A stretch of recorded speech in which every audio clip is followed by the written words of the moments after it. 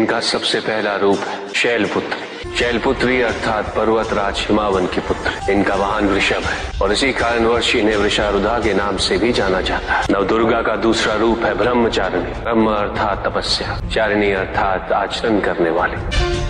ये रूप उस ज्ञान व आचरण का प्रतीक है जिसके माध्यम से इन्होंने मुझे अपने पति के रूप में प्राप्त किया। नवदुर्गा का तीसरा रूप है चंद्रघंटा। मस्तक पे घंटे के आकार में आधा चंद्र। ये रूप अत्यंत शांतिदायक, कल्याणकारी है। विभिन्न प्रकार के अस्त्र और शस्त्र इनकी 8 भुजाओं में सुसज्जित है। इनका तीसरा नेत्र सदैव खुला रहता है। चंद्रघंटा का वाहन सिंह है। ये युद्ध करने हेतु सदैव तत्पर रहती है। इनकी आराधना करने से निर्भीकता और वीरता के साथ ही सौम्यता और विनम्रता का विकास निश्चित है। ये जो मृत्यु देती है वो सुख कारक और निर्भय अवस्था में होती है। इनकी मंद मंद हंसी से संसार का जन्म संभव होता है। यह है नवदुर्गा का चौथा रूप, जिसे कुष्मांडा के नाम से जाना जाता है। अष्टभुजा, शस्त्रधारिणी, व्याघ्रवाहिनी, हिरण्यवर्णा केवल यही है जो सूर्य के भीतर लोक में वास करती है। 10 दिशाएं इन्हीं से आलोकित है। जिनकी कृपा से मूर्ता भी ज्ञान सागर में परिवर्तित हो जाती है। वो है स्कंद माता अर्थात तुम्हारी माता। नवदुर्गा का 5वां रूप सिंह वाहिनी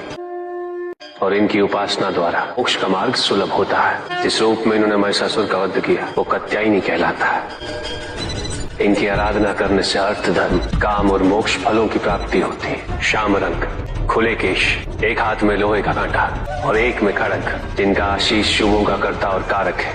ये रूप कालरात्रि रूप कहलाता है। ये अंधकार का विनाश करती हैं। इनकी आराधना करने से असुरी शक्तियां भी भयभीत हो जाती हैं। श्वेत वर्ण, श्वेत वस्त्रों से सुसज्जित, चतुर्भुज, त्रिशूलधारी, तालवाद्य धारण करने वाली ये इस रूप में अपने उपासकों को अभयदान देती। ये इनका महागौरी रूप है। माँ दुर्गा का 9वां रूप सिद्धदात्री कहलाता है। प्रकम्य, अशित्व, अशित्व, ये 8 सिद्धियां केवल इन्हीं की कृपा से प्राप्त हो सकती। मेरा अर्धनारीश्वर रूप इनके सिद्धदात्री रूप की ही देन है।